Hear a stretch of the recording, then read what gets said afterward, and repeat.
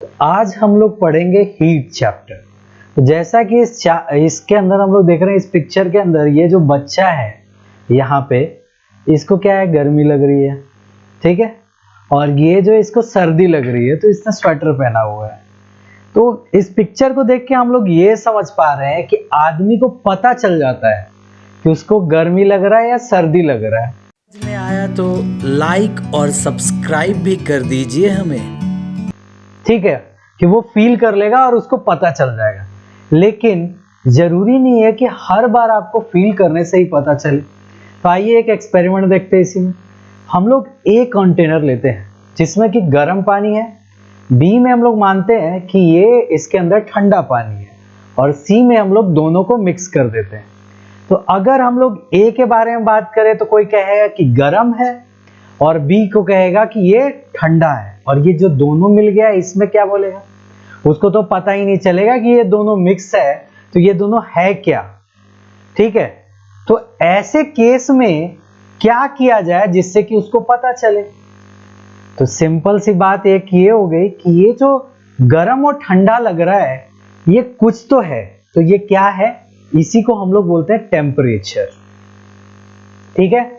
इसी को हम लोग नाम दे रहे हैं टेम्परेचर। तो temperature is nothing but degree of hotness and coolness को ही हम लोग क्या बोलेंगे, टेम्परेचर बोलेंगे। तो अब हम लोग को पता चला कि टेम्परेचर होता है, तो इसको नापने के लिए कोई एक डिवाइस भी बनाएंगे हम लोग, ठीक है। तो ये जो डिवाइस है वो कहलाता है थर्मोमीटर। अब अगर हम लोग थर्मोमीटर का इस्तेमाल करके ये तीनों में ए बी सी तीनों जार के अंदर अगर पता करें तो हम लोग को करेक्ट टेम्परेचर पता चल जाएगा। तो ये क्या होगा, ये बहुत सही चीज है कि भाई मुझे करेक्ट टेम्परेचर पता चल जाएगा। इतना गर्म है उतना गर्म नहीं, कितना है ये हम लोगों को एक्यूरेटली पता चल रहा है, ठीक है। तो आइए हम लोग उसी का डेफिनेशन देख लेते हैं। तो यहाँ पे हम लोगों ने स्ट्रेट पहले ही बोल दिया कि degree of hotness and coolness को ही हम लोग टेम्परेचर बोलेंगे, और उसको नापने का डिवाइस को हम लोग थर्मोमीटर बोलते हैं। फिर जो यहाँ पे हम लोग यहाँ पे देख रहे हैं वो क्या है, यहाँ पे मॉलिक्यूल दिखा रहे हैं। कोई भी जो भी होगा वो क्या होगा, मॉलिक्यूल होता है उसके अंदर। तो ये जो मॉलिक्यूल है अलग अलग सा होगा, और जैसे ही इसको हीट मिलेगा ये वाइब्रेट करेगा, बहुत तेजी से नाचने लगेगा। तो ये वाला जो हम लोग देख रहे हैं ये कोल्ड है, ठीक है। तो यहाँ पे मॉलिक्यूल जो है उतना डांस नहीं कर रहा, उतना घूम नहीं रहा है। और वही हम लोग जो ये दूसरे वाले में देख रहे हैं ये हॉट हो जा रहा है ऑब्जेक्ट। तो हॉट ऑब्जेक्ट में क्या होगा कि ये मॉलिक्यूल पूरी तरीके से क्या होगा, घूमने लगेगा।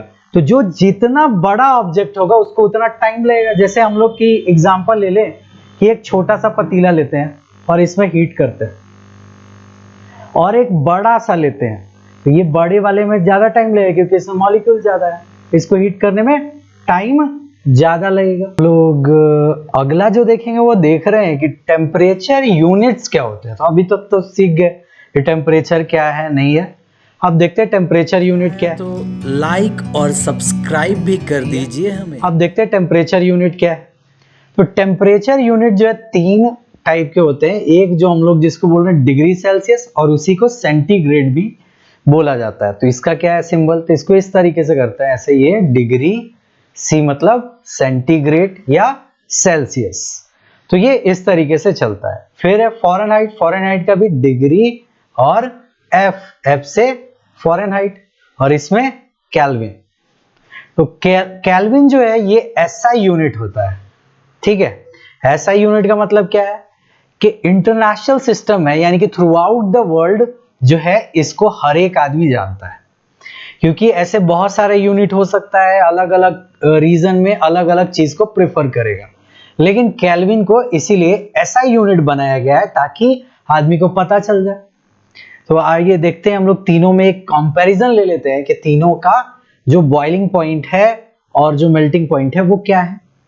तो हम लोग यहाँ पे देख रहे हैं कि जो बॉइलिंग पॉइंट है फॉरेनहाइट स्केल में वो है 212 डिग्री फॉरेनहाइट, और वही सेल्सियस स्केल में देखें तो 100 है, 100 में ही पानी उबल जाता है, और केल्विन में 373.15 केल्विन। तो इस तरीके से ये तीनों का ये हो गया। और हम लोग फ्रीजिंग पॉइंट यानी कि बर्फ जमने वाला जो पॉइंट हो वहां पे हम लोग ये यहाँ पे देख रहे हैं वो क्या है 32 फ़ारेनहाइट, यहाँ पे 0 डिग्री और इसका 273.15 केल्विन। तो इस तरीके से ये होता है।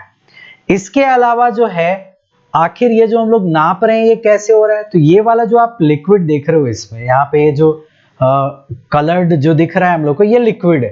तो जैसे ही इसको ये मिलेगा उस हिसाब से राइज करता है। अगर ये बहुत हॉट होता तो सीधे ऊपर राइज कर जाता।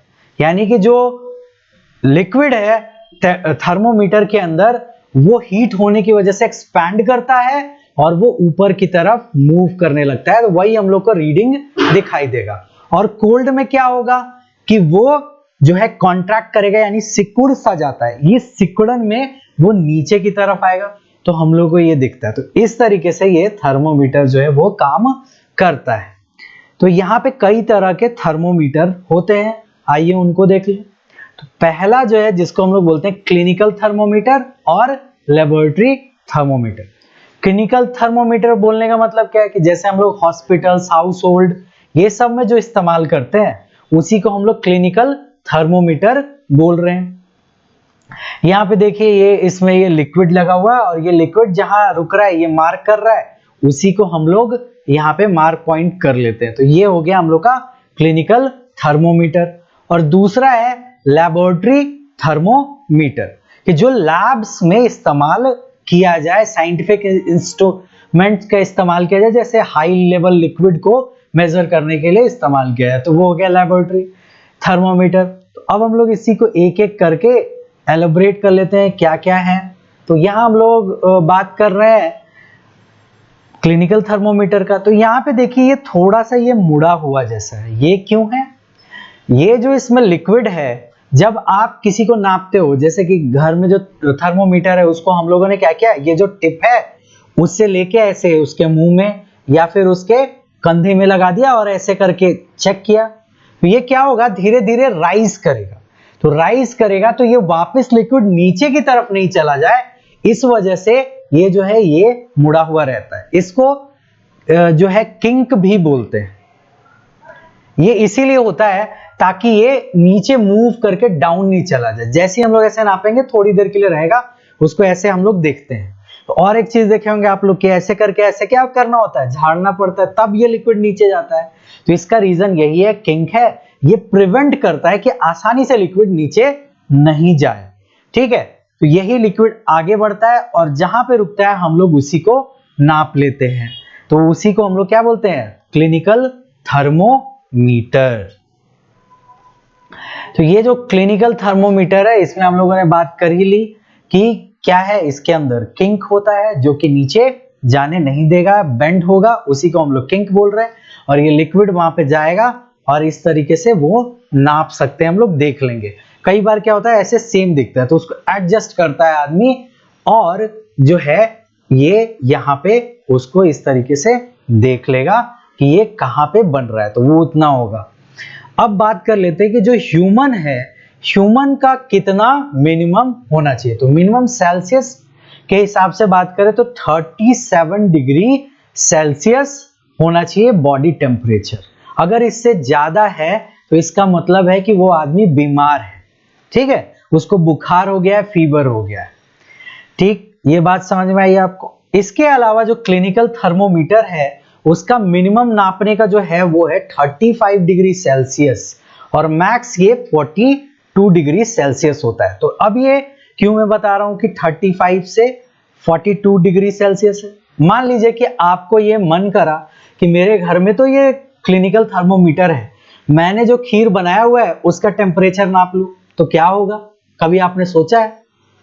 होगा ये कि ये थर्मोमीटर फूट जाएगा, क्योंकि इसका रेंज क्या है, 42 डिग्री सेल्सियस है और खीर जो है उबल के 100 से ज्यादा होगा, इसका तो रेंज ही नहीं है। ये फूट जाएगा और इसके अंदर का जो मर्क्यूरी है, जो लिक्विड है, जिसके कारण आप ये रीडिंग देख पा रहे हैं, ये मर्क्यूरी क्या करेगा, ये मर्क्यूरी आपके खाने में फैल जाएगा और वो मर्क्यूरी क्या होता है, टॉक्सिक होता है, जहरीला होता है। तो ऐसा एक्सपेरिमेंट भूल के भी नहीं करना चाहिए। अगर आपको नापना है तो उसके लिए लेबोरेटरी थर्मोमीटर का इस्तेमाल करना होगा।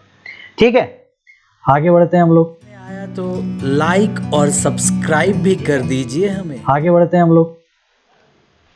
तो लेबोरेटरी थर्मोमीटर क्या है, ये बात हम लोग समझ चुके हैं कि जो लैब्स में इस्तेमाल किया जाए, साइंटिफिक इंस्ट्रूमेंट के लिए, रिसर्च के लिए के तौर पे इस्तेमाल किया जाए, उसी को हम लोग बोलते हैं। तो ये देखिए ये है। तो जैसा कि हम लोग देख रहे हैं कि अभी जैसे हम लोग पढ़े क्लिनिकल थर्मोमीटर के बारे में, तो क्लिनिकल थर्मोमीटर क्या था कि उसमें किंक लगा हुआ था, यहाँ पे किंक नहीं लगा रहता है। तो इसका सीधा मतलब है कि ये जो डिप किया हम लोगों ने, टिप को किसी भी लिक्विड के अंदर टेम्परेचर नापने के लिए ये राइज करेगा। मान लीजिए यहां आ गया, तो हम लोग को यहीं पे रीडिंग देख लेना होगा। अगर उस डिप से बाहर निकाला तो ये तुरंत ही नीचे चला जाएगा और आप रीडिंग नहीं देख पाओगे, क्योंकि इसमें किंक तो है ही नहीं। तो इसलिए ये जो लेबोरेटरी थर्मोमीटर है, इसके अंदर आपको ऐसे ही लगा के देखना होगा कितना राइज कर गया। ठीक है, तो देखिए यहाँ पे मैंने ये लिस्ट कर दिया है कि भाई इसके अंदर किंक नहीं होता है, बिल्कुल ही प्लेन होता है। इसका रेंज क्या है, 10 से 110 डिग्री सेल्सियस होता है। ठीक है, और एक कंपैरिजन हम लोग देख लेते हैं क्लिनिकल और लेबोरेटरी थर्मोमीटर के अंदर। तो जो हम लोगों ने बात करा पहला, तो इसमें क्या है, सिंपल है कि आपको रेंज के बारे में बताना है कि इसका रेंज क्या है। हम लोगों ने ये इनलिस्ट कर दिया कि भाई क्लिनिकल थर्मोमीटर का रेंज क्या है, तो 35 से 42 डिग्री सेल्सियस तक है।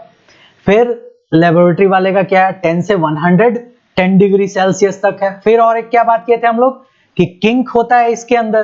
तो किंक क्या करता है, मर्क्यूरी को फॉल होने से बचाता है, और इसके अंदर तो किंक होगा ही नहीं, तो ये डायरेक्टली क्या हो जाएगा, फॉल हो जाएगा।